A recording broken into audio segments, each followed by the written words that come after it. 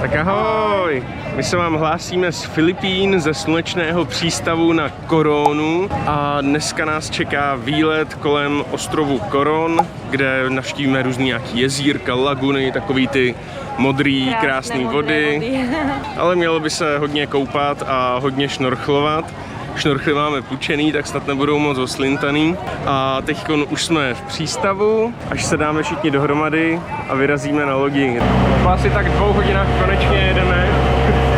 Jsme stáli v přístavu, museli tam naházet nějaký ovocíčko, pádla, všechny takové kraviny. Tak snad už tam budeme.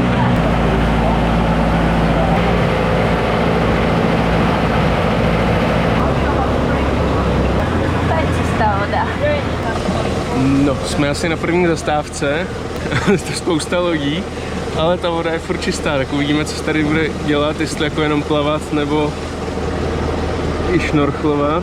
Tak Jirko už je připravený, já už jsem tu na schodíkoch, jdeme do vody. Trošku je to studené, ale je to dobré. Že je tu hloubka tak 30 metrů. Takže naša prvá zastávka je teda Twin Lagoon. Šnorchel jsme si nebrali, hovorili, že toto není úplně najlepšie na šnorchovanie. Sú to vlastne iba hlavne skaly, ktoré vlastne takto idú hore, ale sú aj pod vodou.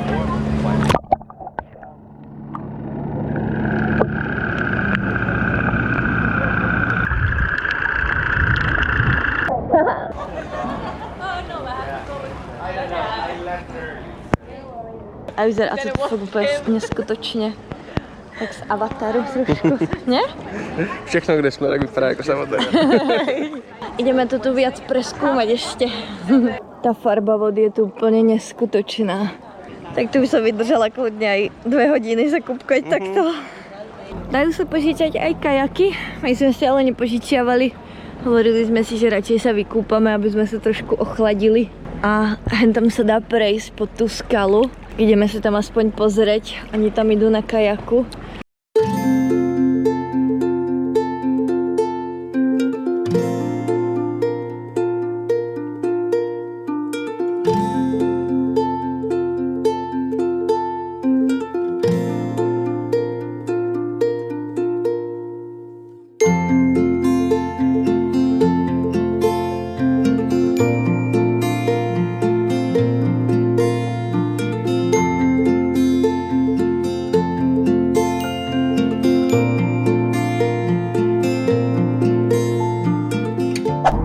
Na ďalšej zastávke.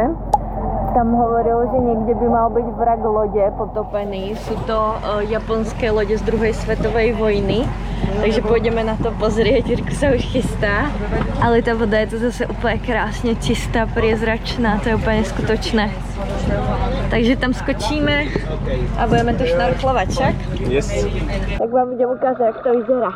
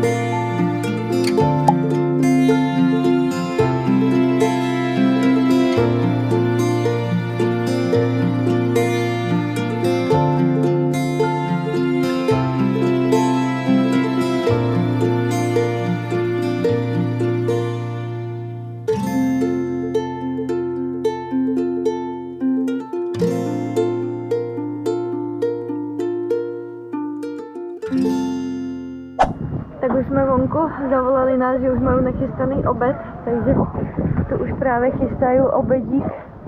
Budeme takto nad vodou, ale pozrite na ten výhled, to je absolutně neskutečné.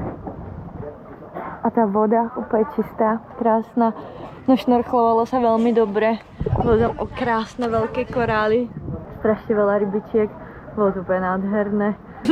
My už máme obedík na braty. Jirko tam má nějakou makrelku, si vybral. A já mám klasiku. Iba kura s rýžou a nudle. Ale jinak to vyzerá celkom dobře. Nevím, či ma bude počuť, ale už jsme na ďalšom šnorchlovacom mieste. Hovorili, že tu by mali byť nádherné korály. Tak ideme to preskúmať. Máme tu asi 50 minút, takže to je super. Vyzerá to tu fajn. Ideme to pozrieť. Dáme Jirka. Už sa chystá. Máme naša lodička. A ideme sa ponoriť.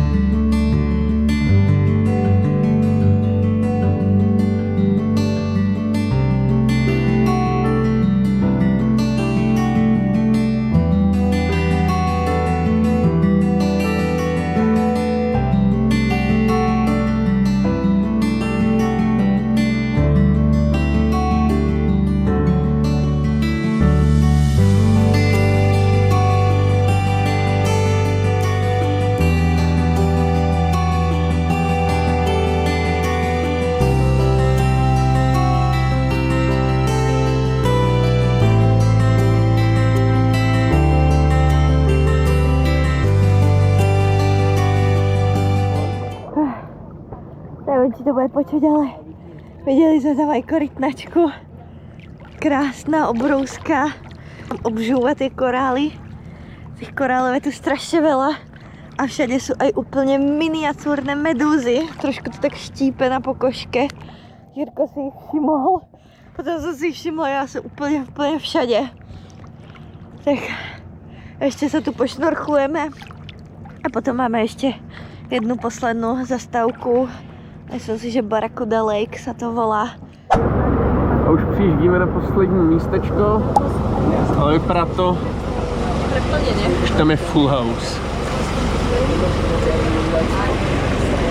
Je dobrý, jak se jim tam kouří z toho, jak grillujou. Jsme měli i ten oběd takhle od nich. Připravili ho na lodi, no. Jsem unavená.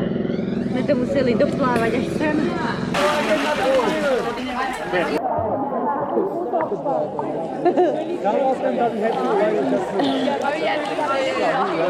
No,